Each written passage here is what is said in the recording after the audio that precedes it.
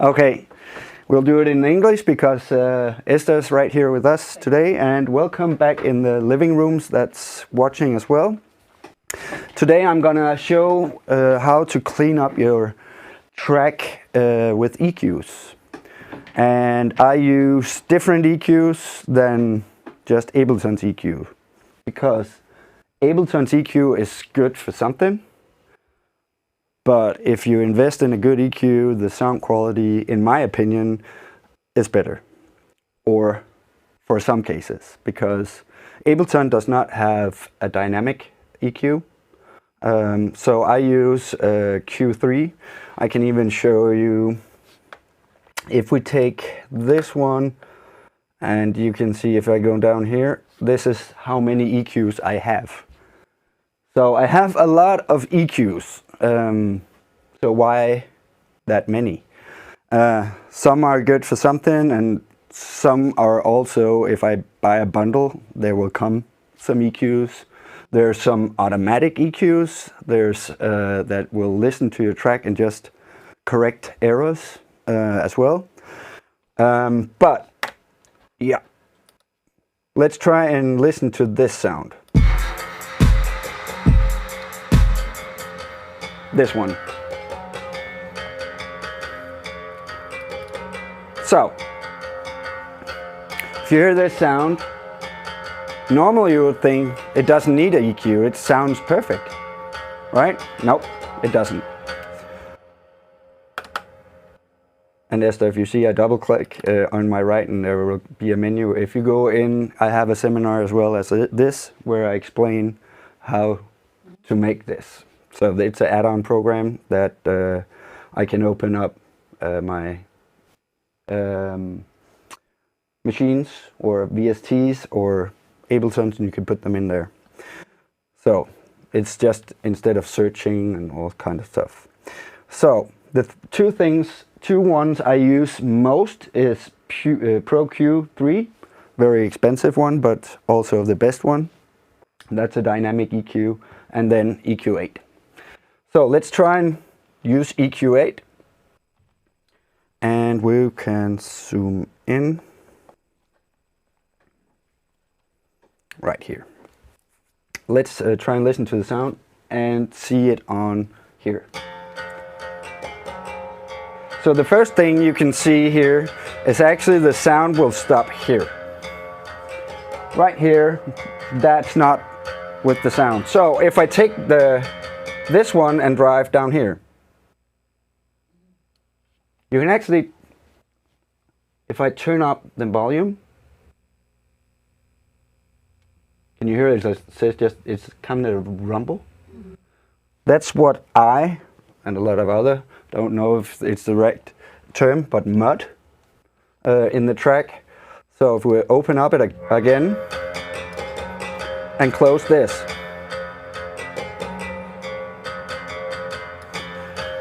now you can see the rumble, the mud disappeared. It will still try and listen.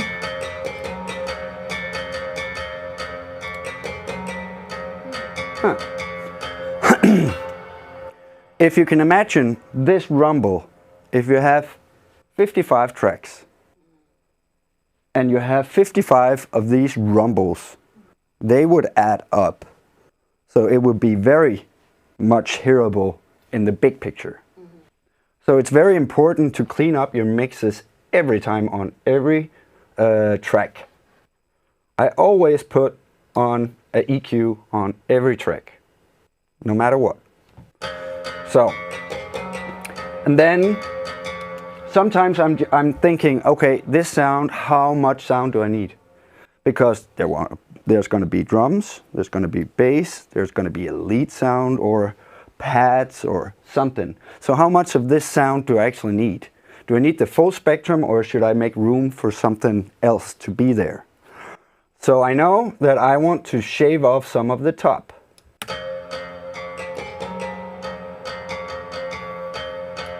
Like this. So I leave some headroom for maybe the hi-hats and some other high-end sounds. And then we can do a little trick I don't do it too much because you actually remove some of the sound, but sometimes, and I will show you in another sound that's more hearable, but let's open up one of these and push it up and put the Q down, whoops, up, and hit the headphones. When you do this, when I click this, it will only hear that frequency. So now we're gonna scan it.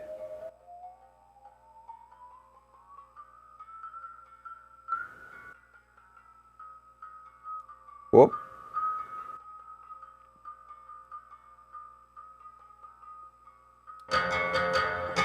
So right there is a bad frequency. And then we can cue it a little bit up and then gain it down. So now we're removing that irritating sound. Oh, that's what you're listening for. Yep. But it didn't. Let's try it again. Oh, wrong one. Okay, let's try it again. I can see there's one right here.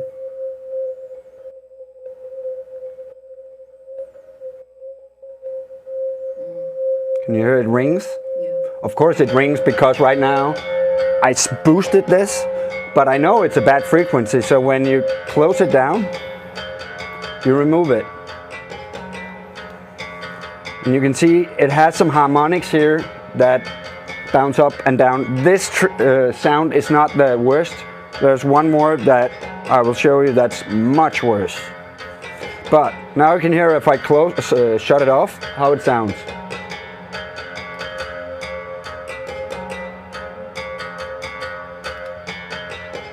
It's a completely different sound. Okay, zoom out. Let's take a look at drums. So I made this.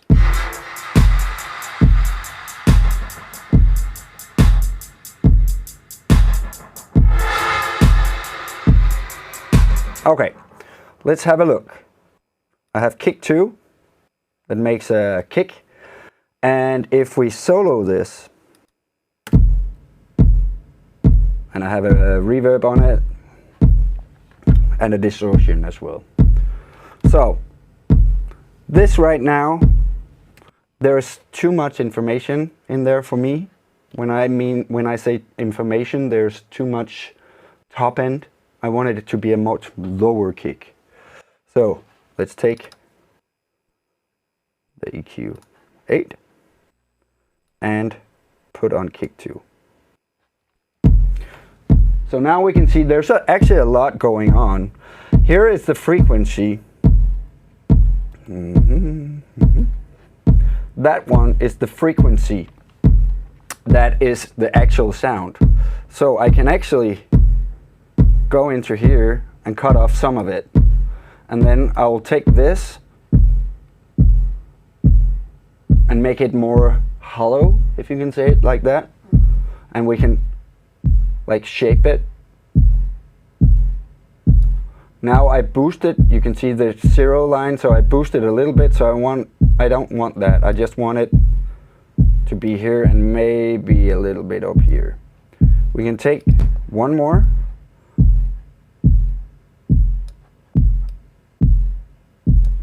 Try and shape it. Now you can hear if I close it.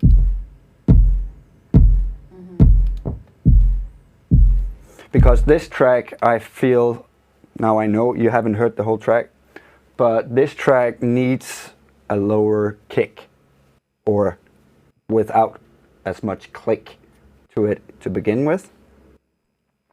So that's the kick. Then I'm gonna solo this and hit play.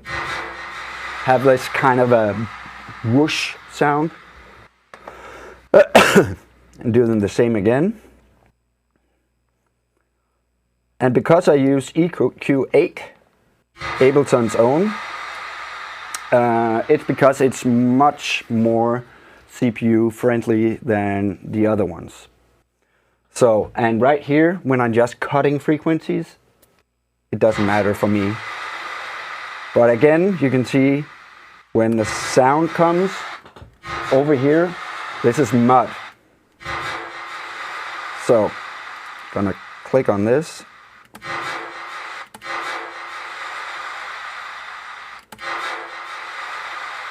I don't need all that.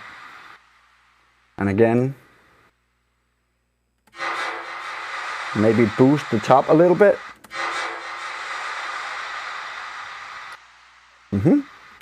Cool.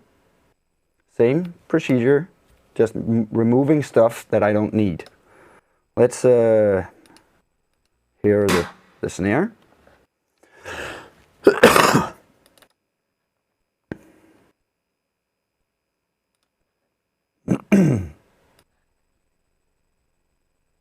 Put it in here. And again, this will take a lot of time because it's only every second I have a kick here. But you can see down here again, mud.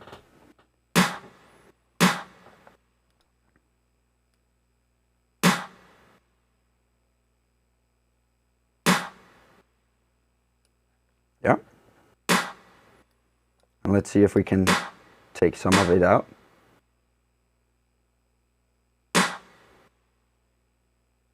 That's fine. So, because I have a snare up here, there's just a dub delay on it. I can take the same EQ, just copy it by hitting a holding option over it. So now this has the same. And I'll just take it before the delay, because then it's the full sound. I'll shape before the delay would just take this sound. So, let's hear it. So, if I remove it, it's a little more bottom end in it, so we don't need that. And the same goes for this whoosh sound. I have it this, and then I have it the same here, just reversed. It will come over here. Just wait 2 seconds. There we go. Yeah. So I can take the same, because it's the same sound, just reversed, and a little more to it, but almost the same. So the last thing is the hi-hat. There's not that much. We can try and put an EQ on it and see, just for fun. Normally, just to be safe, you can always put one, whoops, put EQ on the hi-hat, but you can see there's no mud, there's nothing. But just to be sure,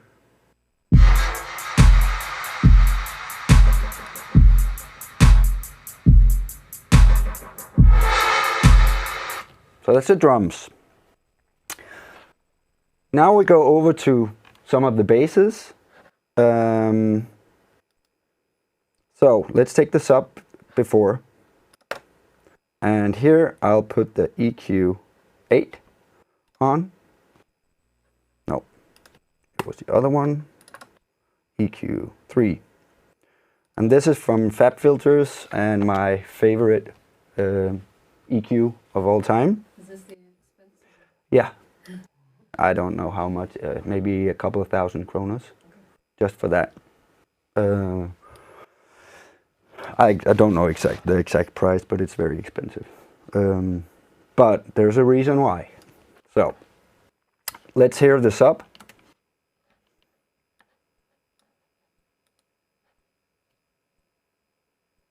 Go. So again, we have some transient here that I don't need because it's just a sub.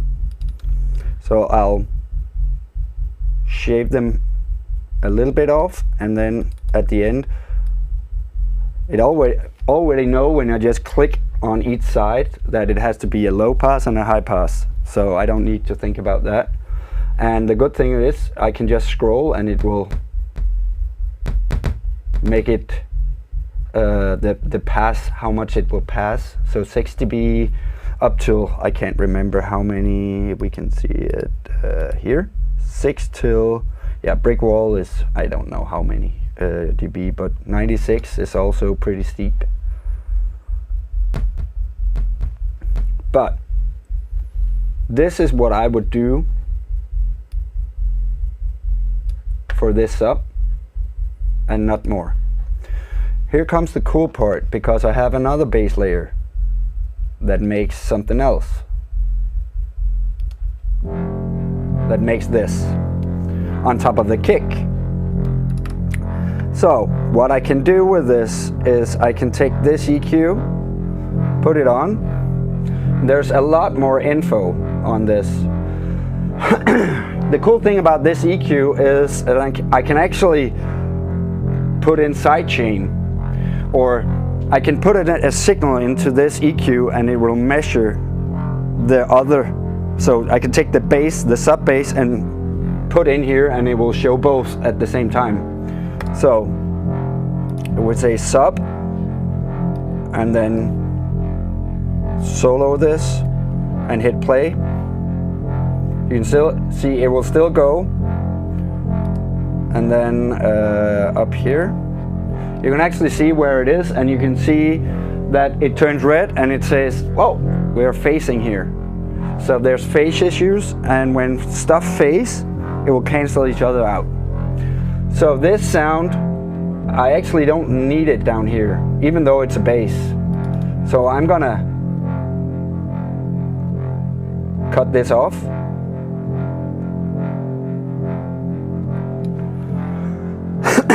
And do I need the top? Not so much. Then boost it here. And then this is a compressor that sidechain. If I take the kick in, now you can hear the bass sounds different because it's going to be sidechained.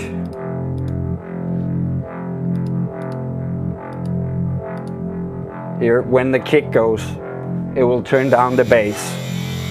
Kirsten, would you open?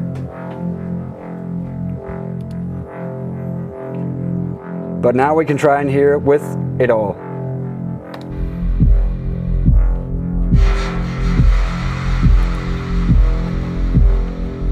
Maybe this is a little bit too loud. Open this up a little bit. Sweet.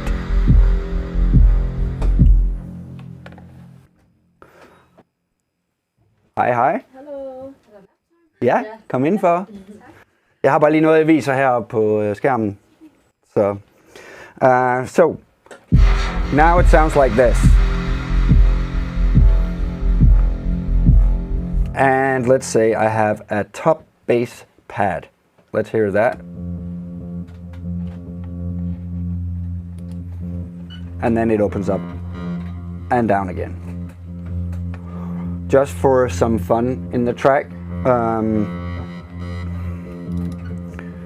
put an EQ on it again. Now we just need the EQ8. And if I open it up, you can actually see it a little bit better. It has a lot of small transients, but they're actually okay. So let's take this one, because we don't need the mud and we don't need the full. I'll just open it up here and I'll try and see if I can take this down a little bit, just to make room for some of the other things. Cool. That's it for this.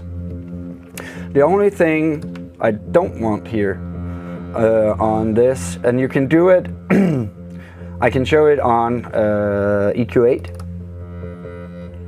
EQ8 here is that I don't want the bass. I don't want it to be stereo. I only want it to be mono. So what we can do is go to left, mid side, and then, whoops, make the sides. So that's the stereo of the EQ. And I'm gonna close this down here.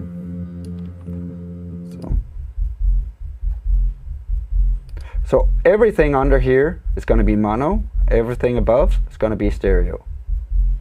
That's the only thing I did. So you go in here, up to mode, mids and sides, click on S for sides, and then shape this off. And we can go here. You can see now there's a line, and everything underneath is mono. And I'll just drag it to this one as well, and listen to this.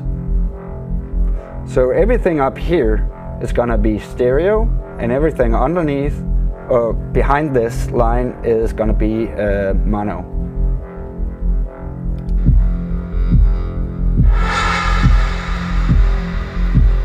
Let's hear this.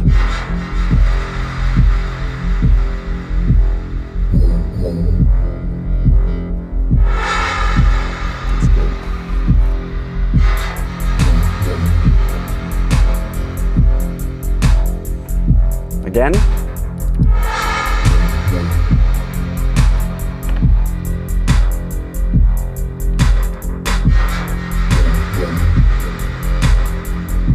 Shape this off, and also the top. Hear this solo. Too much. Open up a little bit. Let's try and make this calm place a little more. So if I put on the headphones here, that's what I'm giving a little more.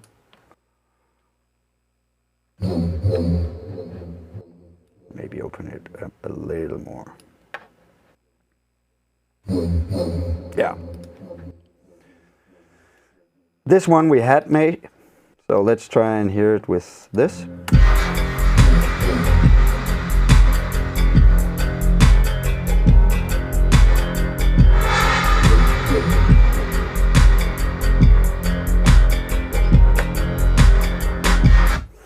So this one is it's just an annoying sound, and if you ever get to this point where you find a frequency in your sounds that's just completely annoying, and this has one of these, it has multiple frequencies that just are hurting my ears. Alone, here you would think it sounds fine. Right? In my ears, there's really some issues here. So I'll build it first in the EQ8, and then shut that off. Do it in the same thing in the Q3, and then hear the difference in sound quality, because there will be some difficulties. What do you call it, Esther? When it's something wrong with it. Differences. Different. It's difficulties, no, differences. So, EQ8. I'm gonna zoom in here.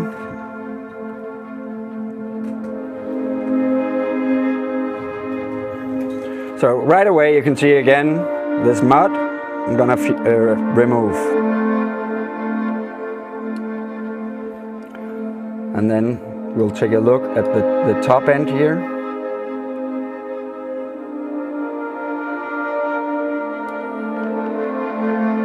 Oh, have this as well.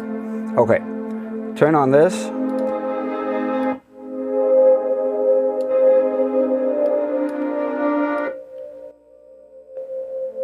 I knew right away where it was. So, this one, now I will, or maybe I can take it this one as well, because that's the same. Remember this sound. Okay, now I'm gonna turn it off, and now you'll hear the sound, even though without this.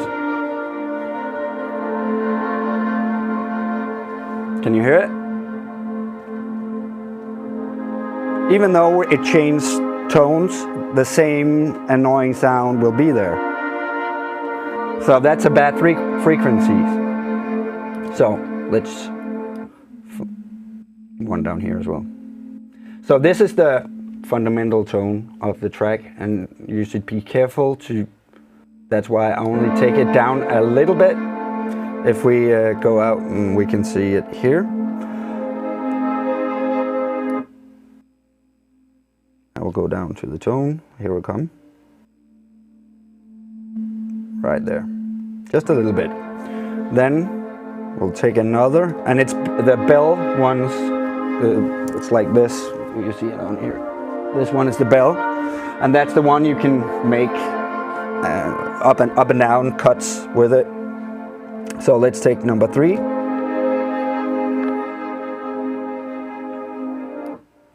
Find the most annoying one. Let's see. There's one.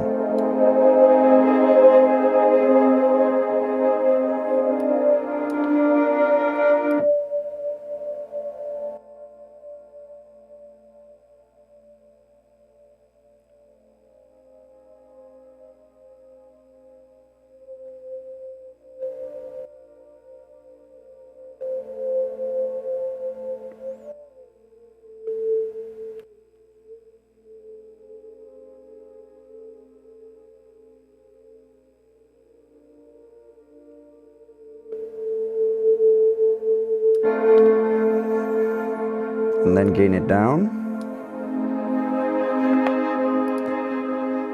One more.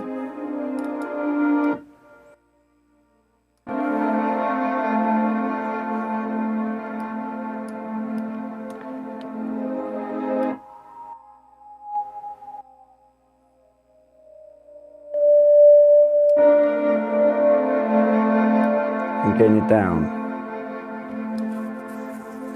There's a lot of them up here, but again, if you remove too many, you remove the sound, because there is some sounds that they just have to be there, otherwise you will ruin the sound. So don't cut too many out, but the ones that irritate.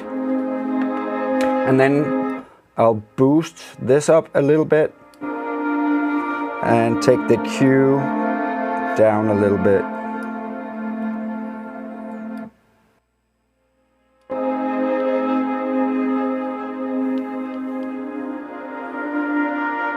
Oh my god, this.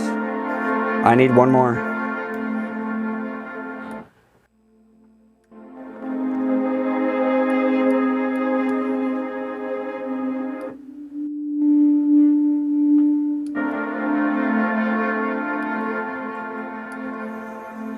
So,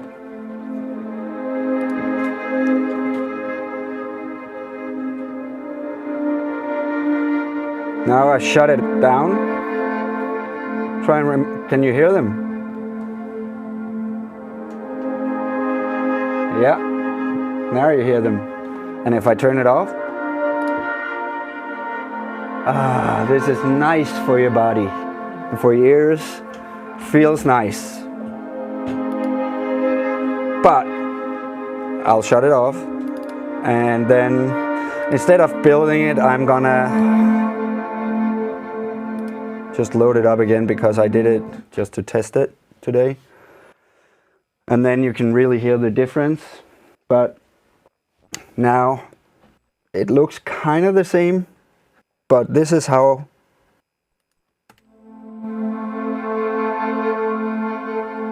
without.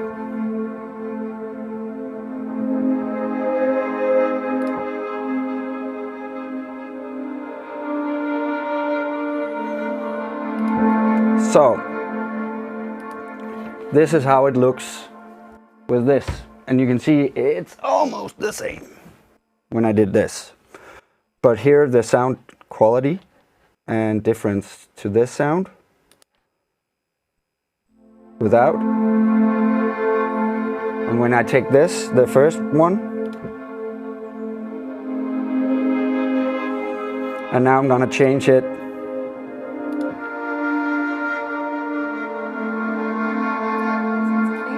Much cleaner. But there's also a trick to it, because now this is a dynamic equalizer.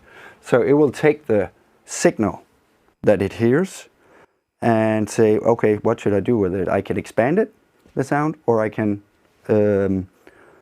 remove something. So if I take these, and now you can see there's like a little pointy thing. So right now you can see that's because I took the other part, I'm just gonna say no. So it removes. So can you see it bounces up here? So it listens to the sound and say, okay, here are the transients, I will expand them, so push them up. The other ones here are, I can put them here, like a normal one, and say I want it to be a bell. But then the outer rings here is the dynamic. So now I can push that down and it will listen to that frequency. And do the same here.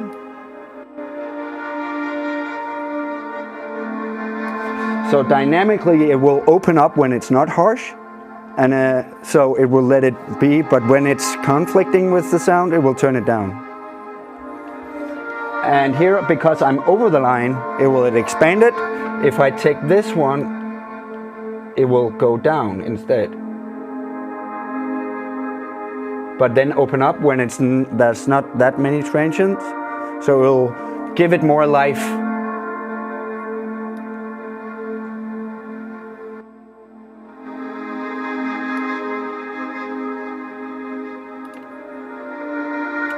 Cool. Are there any questions? I had a question about the sub when you put it into mono. Is that common practice? Yes. Okay. Yes. Because you have a kick, that should always be mono as well, the low end. What I do at my master chain, I would just take the utility. You know that one, right? Utility? No. Okay. So utility is a tool that can help you with whitening stuff, or put mono on stuff, or just mono on some, like we did. There's just one button. You can hit the bass mono, and it will only do from 120 hertz and down. So it will make that mono. So you can put this on your master and just hit that bass mono, and we'll keep everything under 120 kilohertz mono. Is it better to just do the whole kick as a mono, or is it actually good to keep some of the high frequencies in stereo? Yes. With a kick? Yes. If it depends. Of course, if you have a bass that has some top frequencies, maybe you want that kind of stereos. So sometimes it's good just to have. I will almost all the time have this turned on, but in an EQ where I can control it. Maybe not here, but this is a good way to do it as well. Yeah. So. So everything that has low end has to be mono. Otherwise, it will conflict with each other. Cool, I get that. Is there anything specific you listen for when you try to? I mean, the bass frequencies make sense. It's muddy, and then it sounds bad. But with the higher frequencies, is there anything specific you look for, like things that? Like bad frequencies for my ears, and it's sometimes easier to find them on headphones. But there is sounds where it's like, when you find it or make it, it's like, wow, it's a good sound, and then you listen to that for half an hour and there's something wrong with the sound. There's something annoying to listen to a longer time. Then that's probably some frequencies that's too high, but you can't fix it without an EQ. Yeah. But of course, if you put too many you'll take a lot of sounds or frequencies out of that sound, and then it will not be as full. You won't take a violin and say, oh, there's a lot of bad frequencies here, let's just shape them out, and then it won't sound like a nice violin. So it has to be with care. But there is some bad frequencies. I know that this, I couldn't listen to this. First time I just heard the sound, I was like, oh yeah, this is cool. Like this. Now I hear can you hear it? Right away, right? But not to begin with. No, there's nothing wrong with this sound, but then you start to listen to it because you play and then suddenly there's, oh God, there's something wrong. So EQ is your friend. But also that make room for something, decide which part of which track needs to be where. I actually have a question. You don't, the volumes for your track. Yes. So we were advised to keep it like minus, I don't know, 7 or something. But I guess Right now I made this in 20 minutes. So I just put a limiter. Oh, okay, So if I remove the limiter, this will turn red, and we don't want that. So normally, at this stage, I would do this, and then say, okay, the top one I will go down -6. Then you will say, oh, now it's not that loud, and now why? Then I have also FabFilter's limiter, so I can just say here, and then boost this.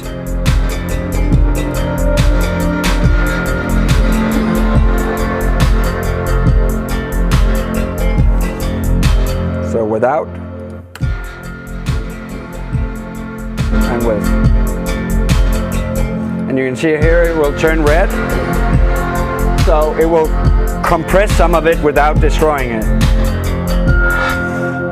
The difference with this limiter compared to Ableton's is if you go over 6 dB pressured, you can hear it. It will start to sound smashed and put together. This one I can just keep on going, it will just sound perfect. Just more aggressive, and yeah. And that's why I buy some of the more expensive stuff, because they do a really good job. So you don't need to do as much like compression with the individual tracks? Yes. The mixing is the most important thing, but on the master and the limiter, I have a EQ, multiband compressor, another EQ, and two other machines, and then a limiter on my master normally, not more. But this is just when I just make music, I just put a limiter on, so I don't need to think about things go over. And I for sure never goes in red here. So I will of course tame them, but if we do this